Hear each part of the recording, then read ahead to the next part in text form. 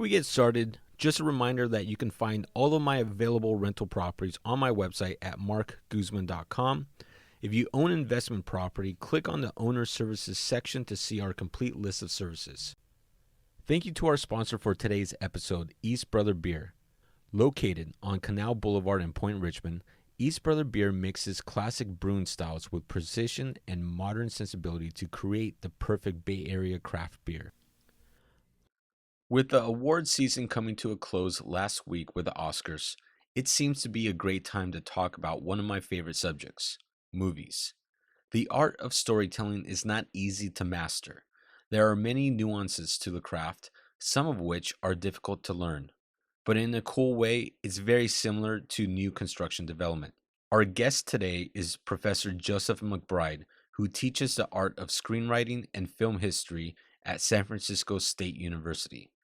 Over his 40-plus year career, Professor McBride has written books about Steven Spielberg and Frank Capra and worked alongside the legendary Orson Wells. Today, Professor Joseph McBride is on our podcast to share with us his journey and experiences in the film industry.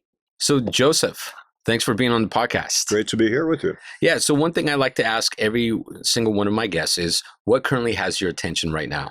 In terms of current films? It could be anything. It could be films, politics, books. Oh, well, there's so many things. Yeah, the world is it's very diverse. Evolving very quickly. Well, the current political scene is fascinatingly chaotic. But just in terms of movies, I like 1917 a lot, which I thought was a tremendous film. I really enjoyed that. Yeah, amazing visual feat, and I thought the story was gripping. Some people said it was more like a video game, but I didn't think so. I mean, I cared about those two guys and the war, and it's simple story in a sense, but it was very gripping. It really put you in the middle of the trenches in World War I. Yeah, that movie was so well done. I think how they portrayed the one character, in fact, I thought he was going to be a secondary character at the beginning of the movie. It was a shock when the one guy died. Yeah, and how... Spoilers. Spoiled it. Well, we don't know which guy died, right? Yeah. and how he really didn't want to go once he knew what the mission was about. And it was a story about how he really developed as a character and as a person, to where after his friend was killed, how he had to basically tell himself, okay, you need to man up and push yourself through. Yeah. But what he went through, and I could totally relate, because I think so many people in that same position would be, I don't want to do this. This is not my thing. I didn't sign up for this. I noticed that more the second time. I saw it on a DVD first, and then I went to see it on the big screen, because it really should be seen on the big screen. But I noticed that they really developed that plot. And at first he doesn't want to go, and then he complains, and then the other guy says, well, you can go back if you want to. And, and it's not, he doesn't feel he has a personal stake in it, but then he does as time goes on, and a duty as well, Mm-hmm. And so that's a good character study. And the actor was really good. George McBride. Yeah, and the cinematography was amazing too. It was amazing how they made it look like it was 6 shots. Yeah, or one unbroken shot. Although there's one obvious cut in about 2/3 of the way through. But apparently somebody wrote a piece saying there are actually 62 shots, but I don't know. I mean, there are a lot of subtle joins, where somebody passes a black wall and then they make a cut or something. Somebody said they have little tiny bits of shots that they use for transitions, but I noticed a few on the second viewing that I figured, well, maybe that's a little trick there. But I mean, it's very beautifully done. Roger Deakins is a really great cinematographer. Yeah, I'm glad he won the Oscar. If he hadn't, I decided if he hadn't won the Oscar, I was never going to watch the Oscar show again. I've been watching since 1950. Well, he also won an award for Blade Runner. Yeah, Blade Runner 2049. Yeah, but he's kind of famous for not getting as many Oscars as he should. He's been nominated like 14 times or something. He does a lot of the Coen brothers films, Okay. He's a really great cinematographer, but so I'm glad he got it for this one. But, the one guy who is the unsung hero, and I'm sorry I'm forgetting his name, but I looked up, is the Steadicam operator, the guy who actually operated, Roger Deakins operated some of it, but this, one guy who's well known as a great operator, because it's strapped to him, and it's a real tricky thing to do, but I mean, it's an amazing feat of cinematography, one of the most beautifully shot films I've ever seen. Yeah, and I was reading an article of how they were filming outside. And of course, when you film outside, it's not always the easiest for lighting and the weather. And there were parts where they couldn't get the right lighting, and they were just sitting, which is one of the reasons why production costs were so high on that movie, is that they were just sitting out there just for hours waiting for to start. Yeah, they had to match it because of the conceit of having one shot. And so they were, I mean, it must be terribly frustrating. Also, when you do a long shot that goes on for 8 minutes and somebody falls down or something and they had to do it again, it must be maddening. But they had accidents, like there's a spectacular shot toward the end where the guy's running and you see men running behind him and two guys knock him over, and that was an accident, but the actor kept going, which, that makes good filmmaking, accidents. John Ford said, accidents are the best thing in movies. There was, and just to finish off about 1917, and we'll go into the reason why you're here, but on Twitter, there was one of the extras that were on the set, and they put out a little bit of a fun fact. So the tree at the very end of the scene, where the main character goes, sits down at the tree and ponders about everything that happened at the very end of the film. That tree, most people did not know that tree was going to be used in that final shot, and everyone used it as a porta potty. Oh, no, okay. Jeez, they should put a big sign on. Yeah, during the entire time. And then they moved the production, and they were using that tree. And he says, it was the funniest thing. We couldn't stop laughing because we knew he was going to sit on everyone's urine. That's a great story. Well, that shows you making movies is not always glamorous, right? Yeah. Because you don't, I mean, when you find out what they went through to make the movie, it often becomes bizarre to think about it, but it's the illusion, the magic of movie making. Yeah. So let's jump into the reason why you're here and your history into journalism, into screenwriting, and now teaching screenwriting. So give us a little background on that. You didn't originally grow up here in the Bay Area, did you? No, I'm from Milwaukee, Wisconsin. And I went to the University of Wisconsin-Madison, which is where I became a real film fanatic in the 60s. And we had 35 film societies. I ran one of them, and so I could bring films to campus. Back then, they were 16 millimeter. We didn't have videos. And so it cost money to rent these things, and I had to make a profit. But every night, there'd be like 10 terrific films to watch, to choose from. And also, I made a deal with the university. They very kindly let me come in and spend 8 hours every day watching every movie that came into the university for all the departments. Like if the history department rented a film, I'd get to watch it. And so I was sitting there from like 9 a.m. to 5 watching films, and at night I'd see a film, and then I'd go home and wrote a book on Orson Wells when I was in college. And so I started wanting to be a screenwriter and write about films when I saw Citizen Kane in a film class in 1966. It changed my life. I was going to be a journalist and a novelist. I've been a journalist since 1960. I sold my first article, and I'm still a journalist, but I wanted to be a filmmaker, and so I started teaching myself how to write screenplays, and I couldn't find, I didn't know of any book at the time that I could learn from. There actually have been screenwriting manuals going way back, but back then there wasn't one I could find, so I just, what I did was the script of Citizen Kane was in the local historical society, and I took my typewriter there and typed an exact copy of it for a month. Oh, wow. Because I couldn't afford to Xerox it. I was very poor, and I was making little films too in 8 millimeter, but to make a film, then you had to buy the film, and it cost about $400 to make a film, and I was struggling. I was a dishwasher at the time. So I was learning by doing and selling articles to film magazines, and then I went to Hollywood to become a screenwriter, and by then I had written 5 screenplays, feature length, and directed about 6 short films, and written 65 short film scripts. Because often I'd write a script and then I wouldn't have the money to film it. But I kind of knew the craft by then, and then I became a professional screenwriter in Hollywood. I had a job on Variety, the show business paper. I was a critic and reporter, and I had been a newspaperman in Wisconsin, and so that was my day job. One thing I always tell students is if you're going to go in the film business, you need a day job to support yourself while you're struggling to get ahead. And Francis Ford Coppola came to our school, and he said the same thing, which I was happy to hear. But he said, well, it's easy for me to say because my day job is I run a winery and I'm a millionaire. But he went through a long period of being bankrupt and everything. But so I was working on Variety, and it gave me the chance to go on sets of films, which was kind of my film school in a way, because back in Wisconsin, I had kind of a dim view of how films were made. And so I could go on any set back then. It's harder now. They don't let journalists on sets as much as they used to. And I interviewed everybody in the business who I wanted to meet. And Orson Welles in 1970, when I first went to Hollywood, just by chance, I called Peter Bogdanovich, who was just a young, starting out filmmaker at the time, but I admired his work, and he was a critic and interviewer. And he said, "I'm on the other line with Orson. Could you hold on?" I thought, "Oh my God!" And he came back and said, "Orson would like you to call him tomorrow." And Wells was in L.A. I never expected he would be in L.A. because he'd been living in Europe for a long time. So I called him, and he said, "We're about to start shooting a film. Would you like to be in it?"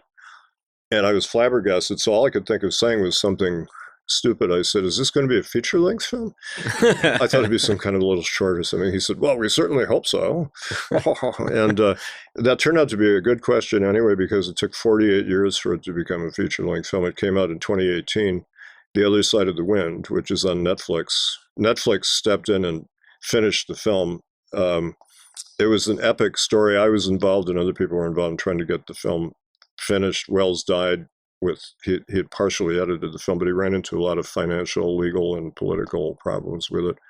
And so finally, Netflix put up $6 million to buy the rights and get post-production done, which was a huge job. And Netflix has 2 documentaries on the film that you can watch, which are fascinating. One is about the making, and one is about post-production. And they did a beautiful job. I was a consultant on the post-production, and along with Jonathan Rosenbaum, who's another Wells critic. And so we got to kind of suggest ideas, some of which they took and some they didn't. But the editor, Bob Murawski, did a wonderful job of approximating Wells's style. It's a terrific film.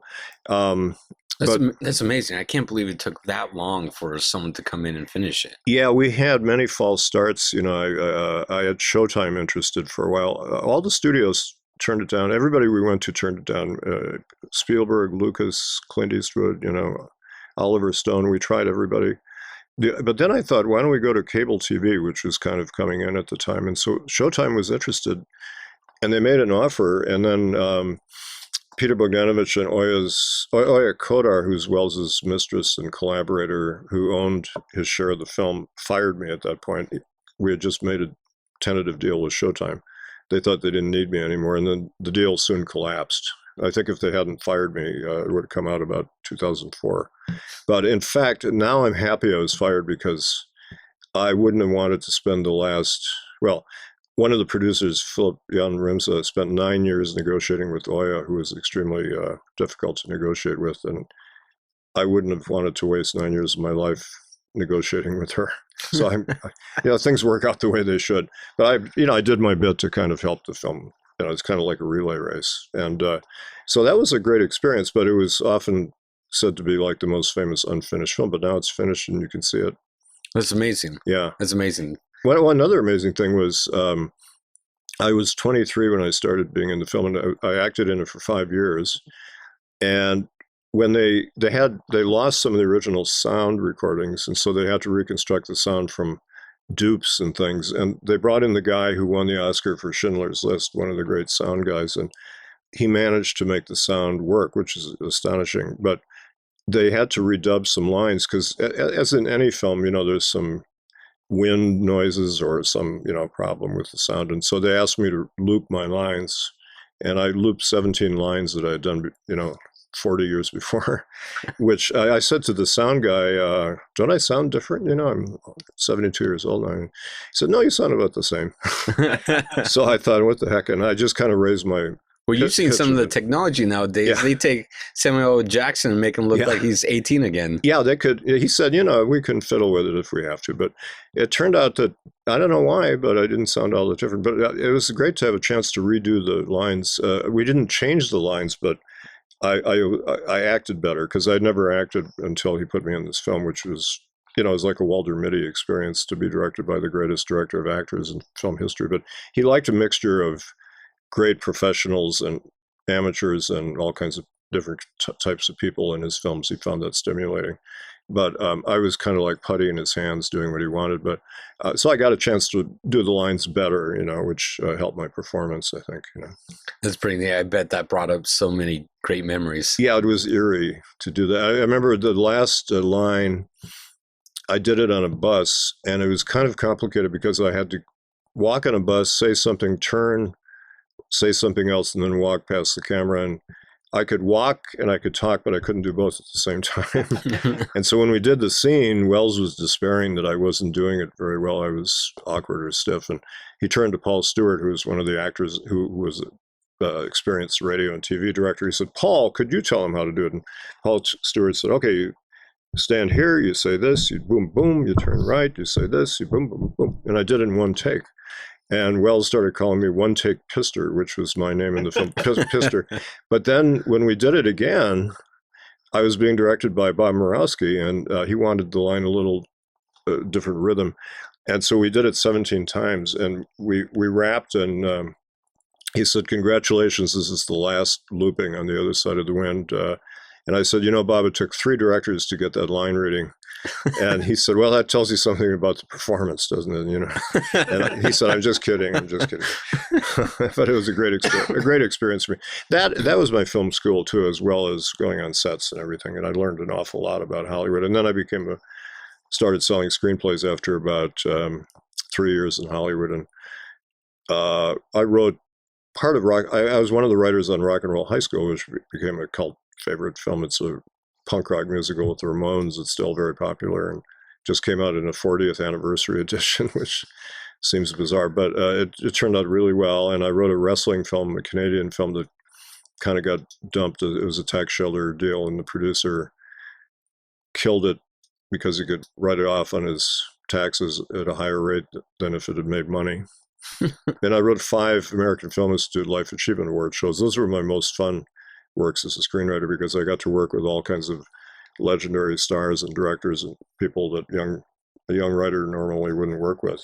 So for you, when you sit down to write a screenplay, how do you get focused? How do you hone in on it? Because one of the things I hear from some of the screenwriters I've recently been talking to is there's a lot of periods where you get mental block, writer's block, and it's sometimes very hard.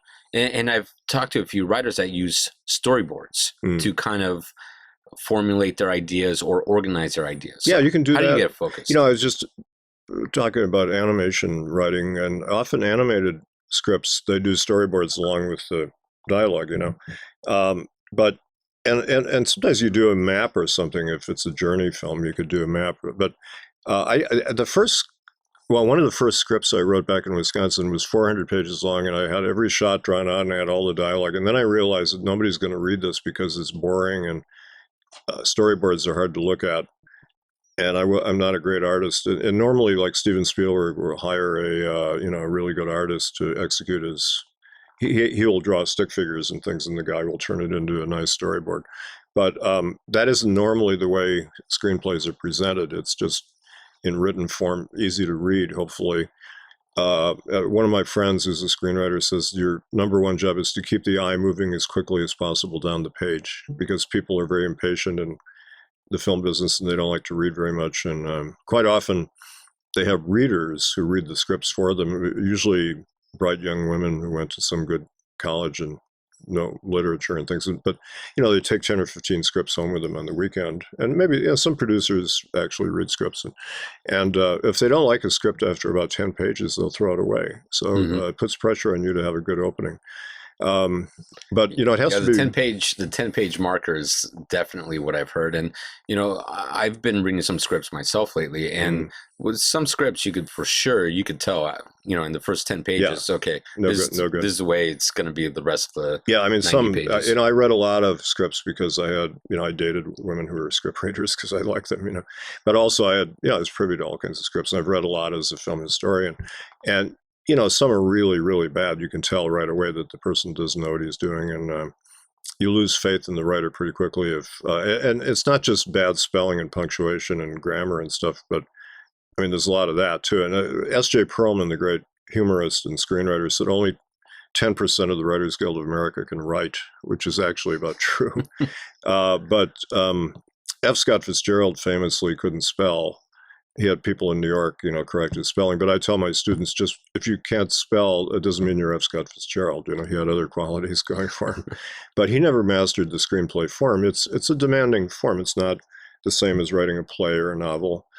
And so, I taught myself, but I wrote a book called Writing in Pictures, which is a manual on how to write screenplays, and also kind of a commentary on the whole craft of screenwriting, and I based it on how I learned. I taught myself, and then I replicate that for my screenwriting students, and it kind of follows the same pattern. You can read the book at home without being in a class, but you have to do these exercises that I assign you: an outline, a treatment, a step outline. And then I wrote in the book, it's called Writing in Writing Pictures. in Pictures, screenwriting made mostly, I'm blanking on, mostly painless. Yeah, screenwriting made mostly painless. So I took a short story, Jack London's To Build a Fire, which is a wonderful story, and I walked the reader through how you research it, you outline it, you figure out how to write it, and then I wrote a new script based on this story, and I thought, this better be good, because haven't written a script for a while, but I was happy it turned out well, and so I have this sample script in the back, and I have the story in the back, and a lot of people tell me it's very helpful, but it's the way I teach screenwriting. My son, who's a very bright guy, told me, he said, Dad, the best way to teach is think of how you learn something and replicate it for your students. It's like reverse engineering. Yeah. That's what I do. How easy or hard is it for a writer that typically writes books and novels and actual literature to go into screenwriting? Well, I recently just finished reading the book, Stephen King's On Writing. Oh, that's a great book. Yeah, great book. Yeah. And I love a lot of his, I love how he just flat out cusses in the book. Yeah, that's funny. But just super down to earth and just great tips on writing. Yeah, it's very autobiographical, too. It's sort of his autobiography. And it is. It's an inspiring book, too, because he struggled. He came from a poor background and a working class background, and he just kept plugging away.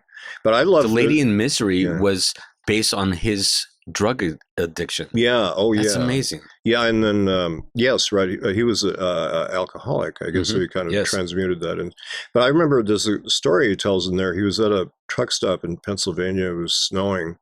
He was filling his car with gas, and he stepped onto the grass, and he started sliding down this icy grass and toward a river that was rushing, and he kind of thought, geez, what if I landed in this river? I'll never be seen again. But he fortunately stopped before he went in the water.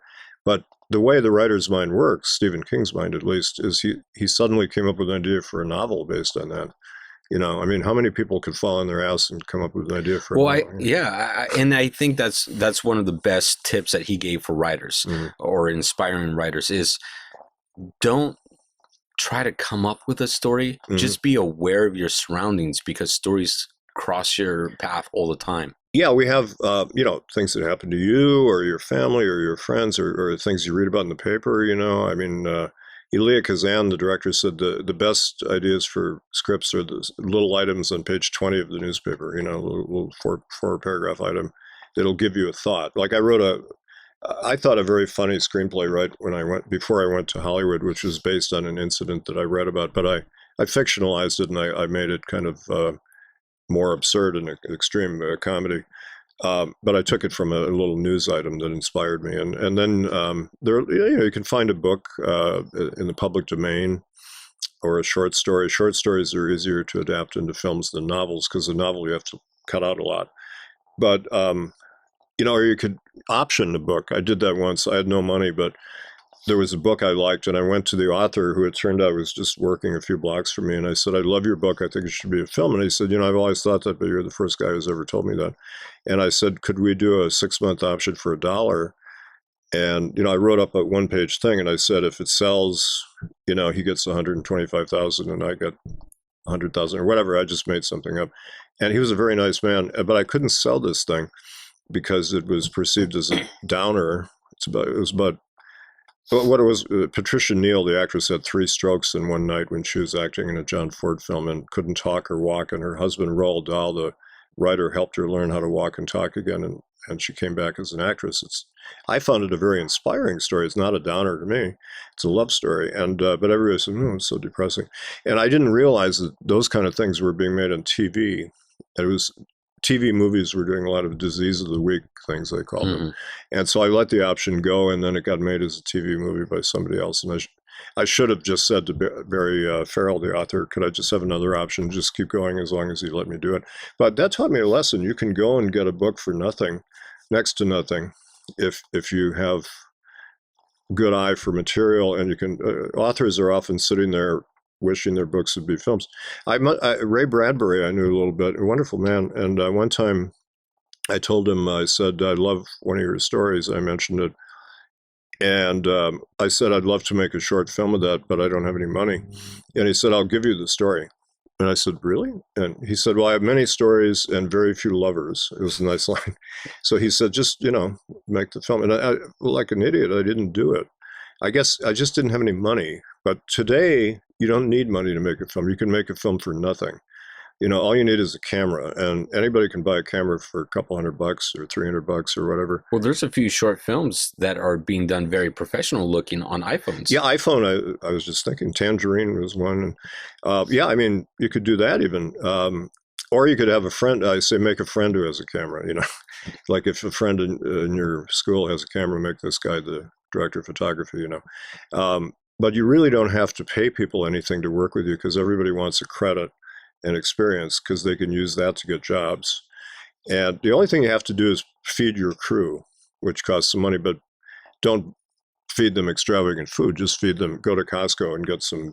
Well, speaking of food, there was a hashtag trending on Twitter the other day called #PayUpHollywood, where basically all these Hollywood assistants were talking about the wasteful spending in Hollywood. And there was one person that his tweet caught my eye, basically saying how every single day of the movie production, he had to order these elaborate $300 lunches for these executives that never showed up. Oh my gosh. Well, yeah, I mean, sometimes we review student film projects and they have to do a budget, and I criticize their budgets because it'll say $4,000 for catering, $5,000 for the director of photography. I'll say, first of all, don't pay the director of photography, give him or her percentage points in the film. And $4,000 for catering is crazy. Go to Costco, you can feed the whole crew for, $40 a day.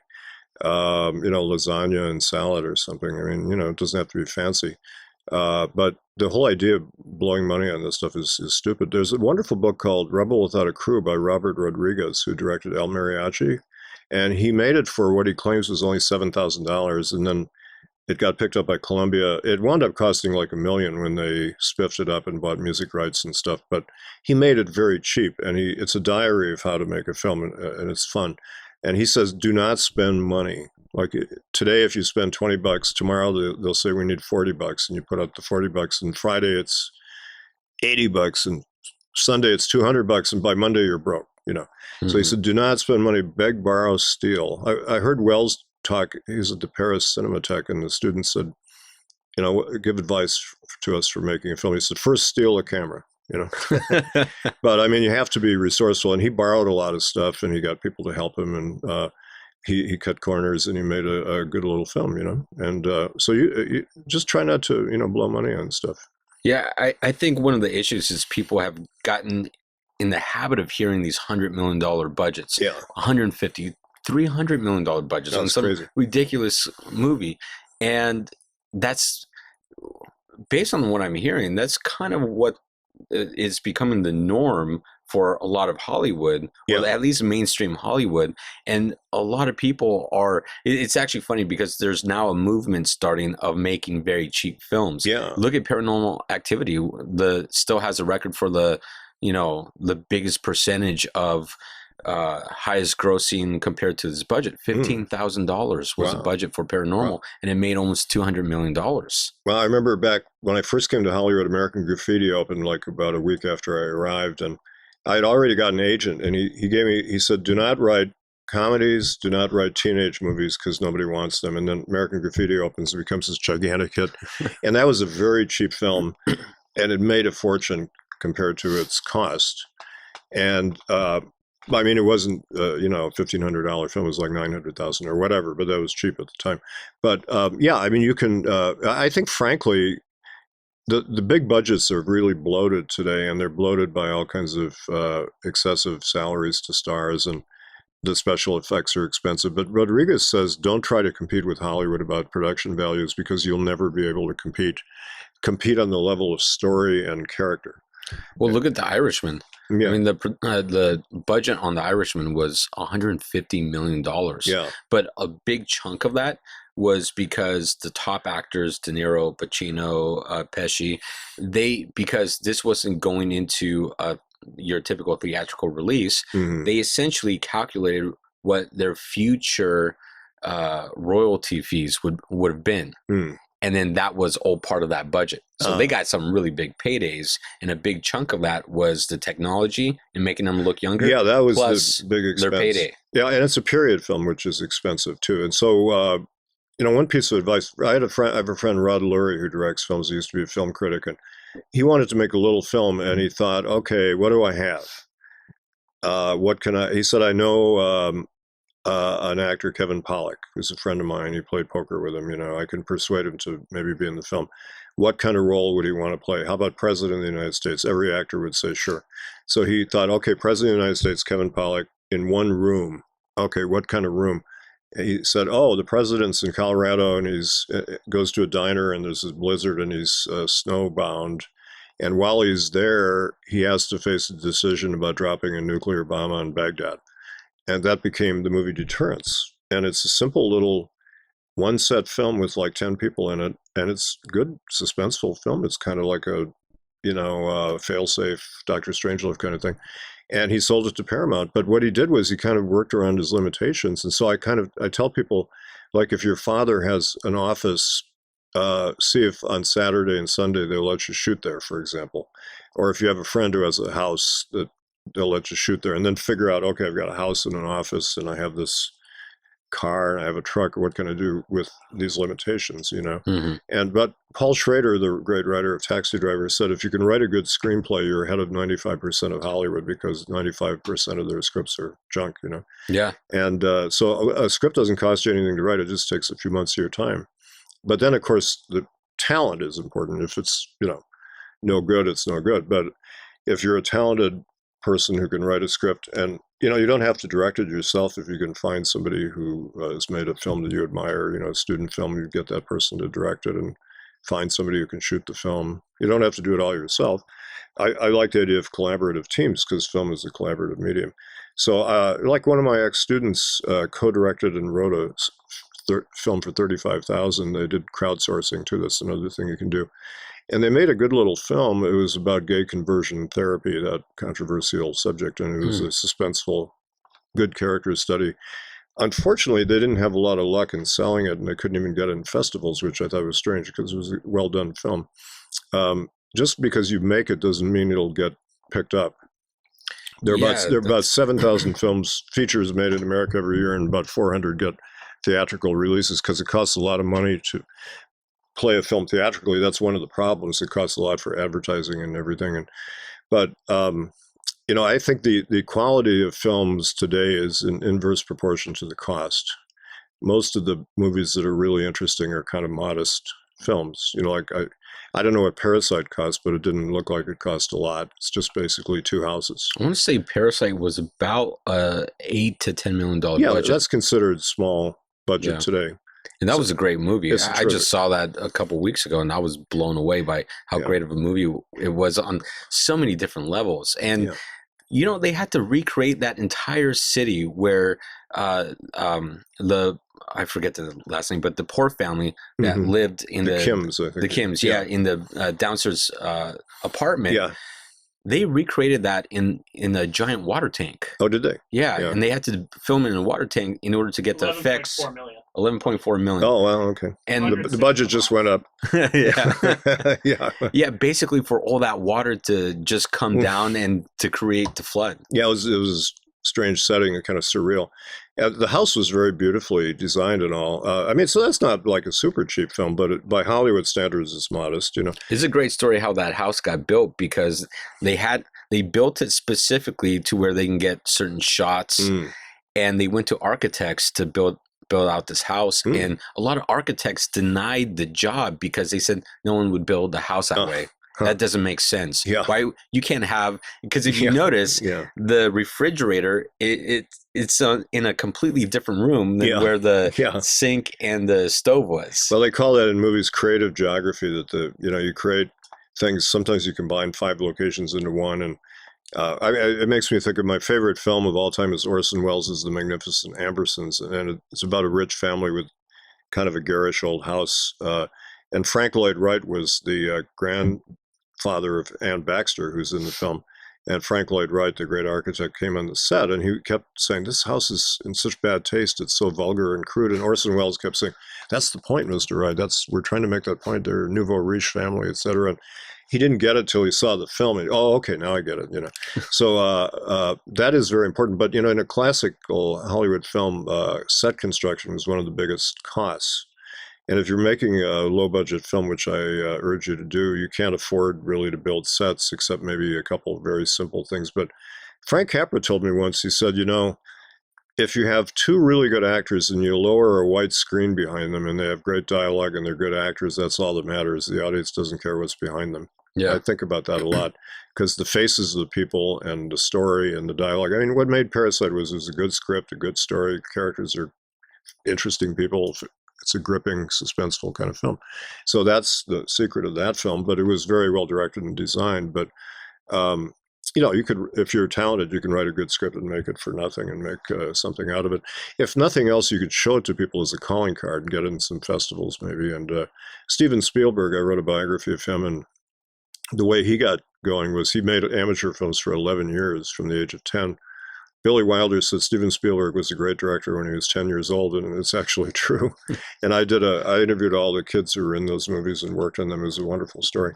But nobody would look at these films because they're 8mm. And so finally, a mentor of his said, "You got to have a 35mm film." So he found a guy who had a little bit of money and he had a little studio. And he managed a rock group, and so they made a film called Amblin, which was Spielberg's first 35mm film.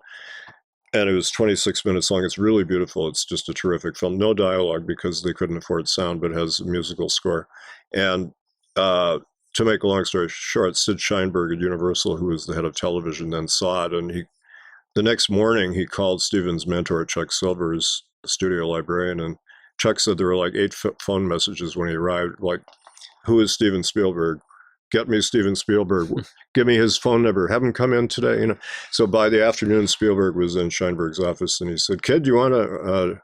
Or I think he said, "Sir, do you want to direct a picture?" And Spielberg said, "Yes, sir. I've been directing films for years." But he said, "Well, those are just amateur films." But and Steven said, "Well, I'm in college." He said, "Sir, do you want to make movies or be in college?" He said, "I want to make movies." And so he dropped out of school and got a contract for 7 years to direct TV shows at Universal on the basis of this calling card. And they bought the film and they showed it in some theaters, but it was 26 minutes long, which proved to be a little too long for theaters to show it. But it made his career, it's his calling card. You need a calling card film. Yeah, and starting filming at 10 years old? I mean, he started making his own little movies at 10, but this he was 21 when he made Amblin in 1968. But he had a solid 10 years. Yeah, he was practicing. And when Chuck Silvers told me he showed this film to all the old editors at Universal, and they were crying and stuff, they said, "This is the perfect motion picture. It's so technically wonderful, and the acting." Sheinberg was really impressed by the selection of the actors and the direction of the actors. But, that they didn't realize 11 years of practice had gone into that. It's like when Tiger Woods became a golf pro, they didn't know that he had been. My son went to Stanford, and we went to the driving range there once, and the old guy running it, I thought he must have known Tiger Woods. So I said, "Did you know him?" He said, "Oh yeah, he was here every day hitting balls." I said, "Oh, tell me about it." And he said he was here 8 hours a day for 3 years.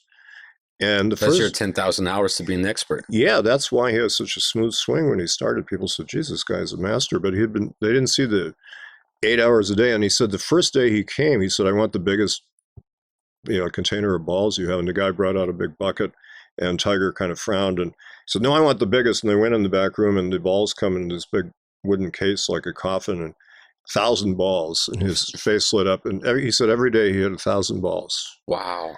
And that's how he got that swing, And I tell my students that's what you do when you're a writer or a director or actor. You got to keep practicing. You get better every time. And if your first films aren't going to be all that great, but they get better and better, Now, what's your take on the rise of the comic book movies? There's some people out there in Hollywood that are saying, well, these are not true. Yeah. It's not true cinema. Well, Martin Scorsese started that talk by saying Marvel films are not cinema. Well, I mean, in a sense, who's to say what's cinema or what isn't? But I mean, he's his film historian and a great director. But I agree with him in the sense that I think there's a place for films like that. The problem is they crowd out all the other films because they cost a lot to make and they make a fortune. And you go to the multiplex and maybe 6 screens are showing the Marvel film and maybe 2 are showing other films. And so a lot of smaller films or mid-range films are not being distributed or getting attention because of that. And that's what he was really complaining about, not so much that they're making these films, but they've eaten the marketplace, and but this has been going on for a long time. Like blockbusting, right? Yeah. Blockbusting is something that I recently learned about, where they would, a large studio would come in with several movies and basically tell a lot of small movie theaters, well, if you want our big movie that we know you're going to make so much money on and it's going to maybe feed you for 2 months, we want you to display our other movies, and it's all part of the contract. Well, that used to be called block booking, and that was the standard. During the studio days, that was the standard thing. They'd have, like MGM would make 52 movies a year, and they'd say to get Camille or The Good Earth and whatever, you'd have to show these, lesser films.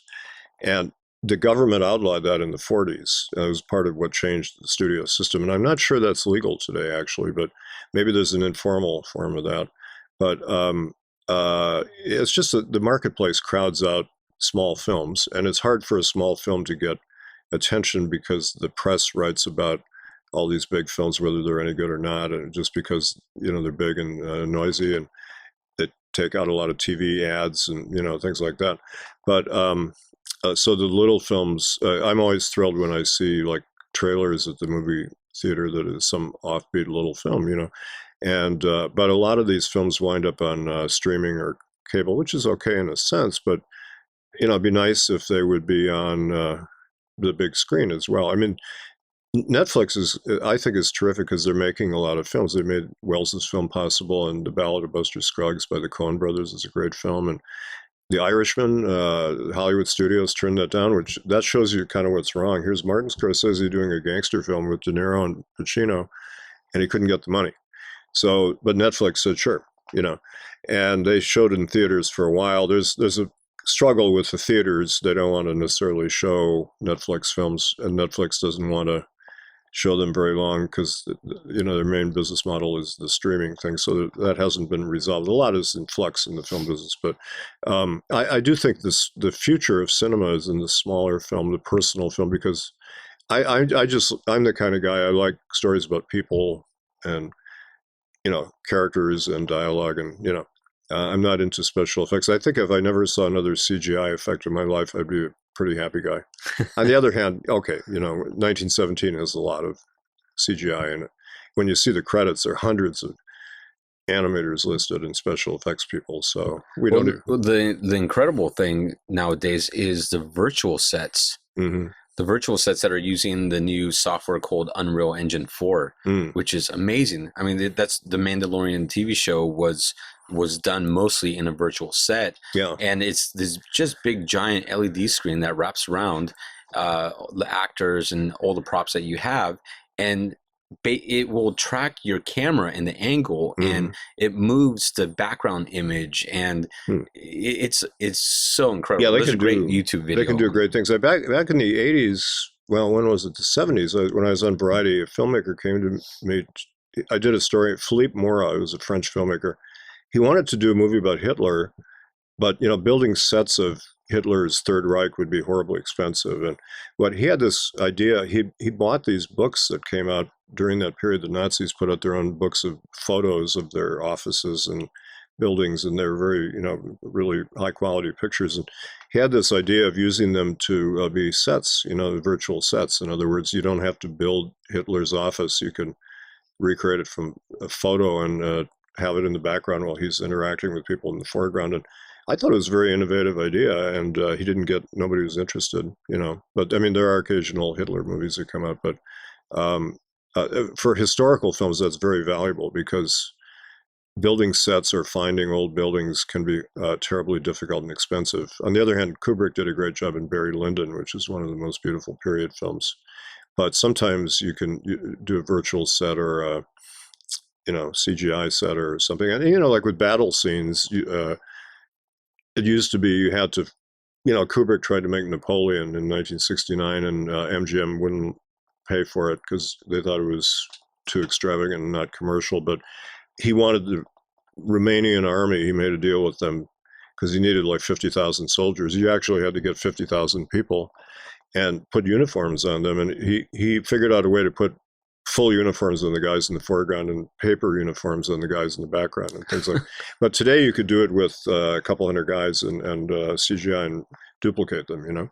Yeah, they do. Yeah, I've seen those videos where they literally just copy and paste them. Yeah, I thought Dunkirk was hurt by that. I didn't think that was a good movie, contrary to a lot of people, because it looked to me like he had about 600 extras. It didn't convey the feeling of a gigantic mob of 330,000 people like in reality. And there were shots of like empty beaches with a few hundred guys in the background.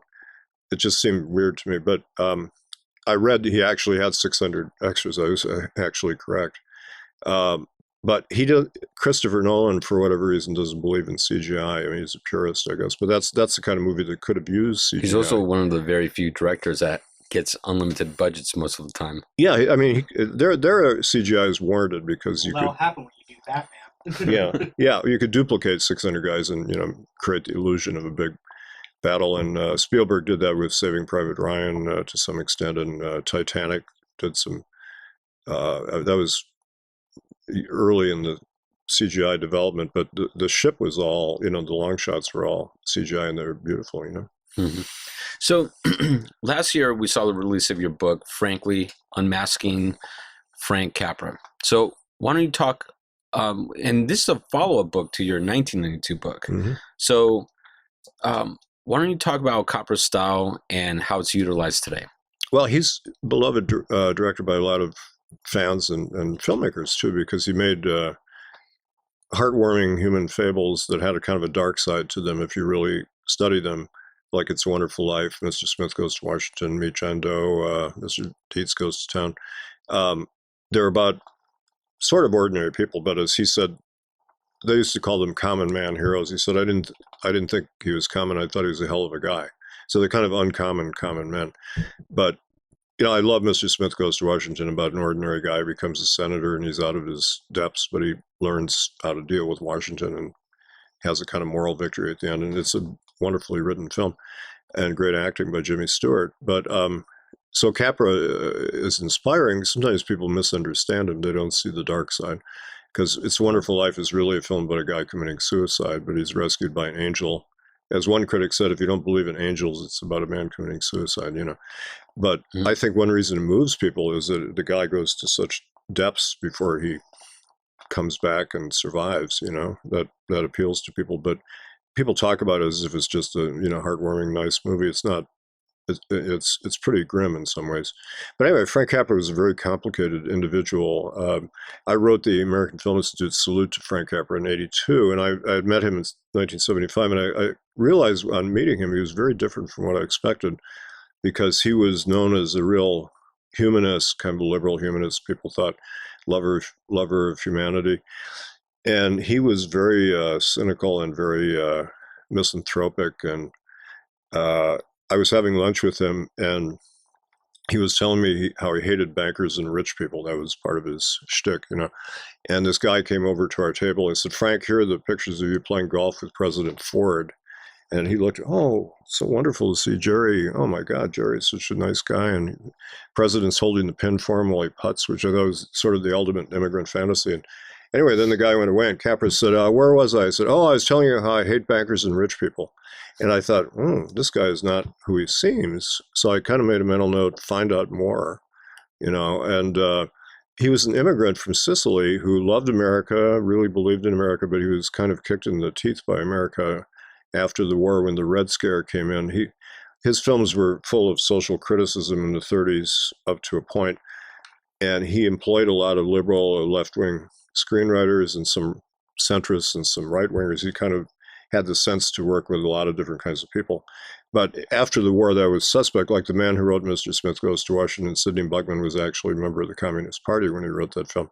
And Capra felt vulnerable on that score. So he basically panicked, and he turned in his writers. Several of them, he informed on them during the blacklist period secretly. I found this out to save his own skin, which was a shock, because I was wondering what happened to him after the war. Wonderful Life was his last good film, and then everything he made after that was bad. And he struggled to make films, and he retired early. And the first half of his life was very successful. The second half was a big failure. But people didn't know this story. This was a big scoop. I found this out when I wrote the AFI show. I went and looked at his papers. Nobody had seen his papers, and I got access to them. And I very quickly found out about the informing, because I thought there's something funny happened around 1951. Could I see the box for 1951? And within 30 minutes, I had the story. But, it took me 7.5 years to fill in all the context. And I interviewed a lot of people. I really researched that one as much as humanly possible. And Capra talked to me a lot for the book. It was kind of like a cat and mouse game, because he lied a lot. He had written an autobiography that people liked called The Name Above the Title, which is, I realized it's very beguiling, but it's almost completely a lie. Almost nothing in there checks out. And I checked everything. It was very good practice for me. Don't take anything at face value. So he created a myth about himself. He recreated himself as a Frank Capra hero.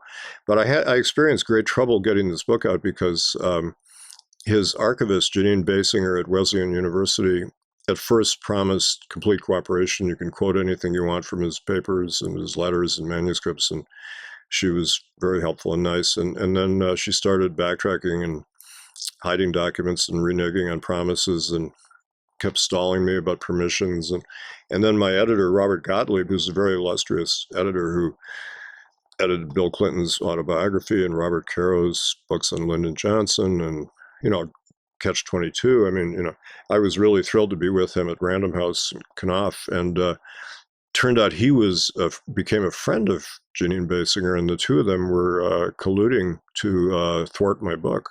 I mean, this is a kind of a bizarre story. I told this story at a certain point to a friend of mine who later became a Pulitzer Prize-winning biographer, and he said, this is the most disturbing, strange story I've ever heard about the publishing world. The publisher and an archivist would team up to stop a book, rather than being happy that the author is finding out all this stuff. At one point, Gottlieb said to me, "You know it all, you may know too much." And then I knew I was in big trouble, because when your editor says you may know too much, what does that mean? And how does he know that I knew it all? I did know it all, but how did he know that? And so they put up all these legal smoke screens trying to stop me from getting permission. This went on for 4 years. I fought a legal battle for 4 years of my life. And I kept records on everything. My lawyers advised me to keep a paper trail. So I have many boxes of telephone notes and notes on meetings and letters and memoranda. So I got the book out finally. It took 4 years to get it away from Knopf. What they wanted to do is either kill the book, make me go away, or sanitize the book, take the book away from me. And they actually put in another editor without telling me. This is almost unheard of. She was going to, cut all kinds of stuff out of the book. And the blacklisting stuff was the big thing that made them nervous. But there are a lot of other things about Capra that I found that are not flattering, But I still think he's a great director, but he's a very flawed human being. So it's a great story, and it kept me going for all this time. But it was a terrible struggle financially and psychologically and,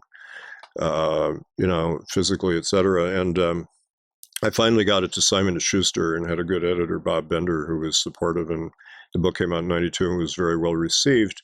I wasn't allowed to quote from Capra's unpublished materials, but I summarized them, which are legally allowed to do. And in the meantime, when this was all happening, there were a couple of court cases that limited authors' rights to quote from unpublished materials, which was unfortunate. And so I got the gist of it in the book. I summarized what Capra said in a letter or something, and it got great reviews. I was very gratified by that. But I began thinking for many years, somebody said to me at the time, there's one chapter missing from this book. And I said, what's that? And he said, well, how you wrote the book, because that's part of Capra's story, isn't it? He spent a year talking to you, and you were trying to find out the truth, and that's part of the story. And I thought, well, the guy has a point. So I just a couple of years ago, I thought I'll turn this into a book, and I've been carrying it around. Nobody knew this story. I kept it quiet all those years. I thought, I'm not going to talk about it. So I put it into this book, frankly, Unmasking Frank Capra, and it's highly detailed and I think very suspenseful and funny in a dark way. It's like a Franz Kafka tale, like the trial. I'm trapped in this maze, but I triumph. So it has a happy ending. It's a Capra-esque happy ending after all. I got the book out. Now I have 2 Frank Capra biographies. So I wasn't wasting those 4 years after all. And where can people buy the book? Well, that one, I published books with regular publishers like Columbia University Press did my book, How Did Lubitsch Do It?, which is a critical study of Ernst Lubitsch, the great German-American director who invented the romantic comedy and the musical. And that book just came out in paperback, by the way. And but some of my books I do as self-publishing ventures, which is more popular today and more easier to do. So you get a company to, you write and design the book, or I get a designer to make it look professional, design a nice cover, all that is important. And then you turn it into them and they print it and they sell it through Amazon. And Amazon takes a share, which is fair. And so the buyer pays Amazon, and then they pay the fulfillment house, who then ships the book out, and I get a slice of it. And it's a very good way to do things. I've done 4 books that way. I do that with books that are kind of unusual or things that maybe a regular publisher wouldn't publish. I did a book on the Kennedy assassination called Into the Nightmare, My Search for the Killers of President John F. Kennedy and Officer J.D. Tippit. And the mainstream publishers don't want to touch that subject. It's too controversial. There are some smaller publishers that do, but I just wanted complete freedom to do it my way, and so I put that out. Have you put any of these books into audio format? Well, let's see. I'm trying to think. Some of my books are in audio format. This Steven Spielberg biography, there are 2 different audio versions. I have no idea why, but 2 actors read the book. I guess I haven't done a lot of audio stuff, but I should, because I know that's more and more popular. It's catching on more and more, just like podcasts, like what we're doing here today. Yeah, thank you for reminding me. And some readers say, is there an audio version? And there are also digital versions. Not all the books. You get Kindles. Yeah, Kindles. You get them converted to Kindle. I've done that with some, but not all the books. But you can buy all my books that are in print through Amazon. Okay. And the Columbia book, you can buy. If you go on the Columbia Press website, you get a 30% discount if you type in CUP30. By the way. Perfect. We'll go ahead and link that up, and we'll also link up the links to Amazon to purchase your books. So, Joseph, thank you for being on the show, on the podcast. And amazing conversation. I mean, we could keep going on. Yeah. We'll probably have to do a second episode and bring you back, and then we'll keep on talking about movies. I'd love to. You ask really interesting questions, so I really had a good time. Thanks. I would actually love to dive into the actual formatting of a screenplay. Yeah, and we can leave that for the second. Yeah, episode. I have a lot to say on that, and we could really dive into what is a screenplay, and that could be fun for your listeners. I think that'd be great. Yeah, thanks so much. Thank you so much for listening to the podcast. Thank you to our producer, Sam Lubman. Please subscribe, like, comment, and share the podcast. Remember, you can listen to the podcast on iTunes, Podbean, iHeartRadio, Google Play, SoundCloud, and anywhere else you listen to podcasts. For more information on my business as a property manager and real estate team, go visit my website at marcguzman.com. I really want to thank all of you for listening. It means the world to me, and I hope today's episode provides you value in your day-to-day life. I created this podcast to help showcase the many great people that live in this world and help share some knowledge that I've learned along the way in life. Again, thank you for listening. Check out our sponsors, and I'll catch you on the next episode.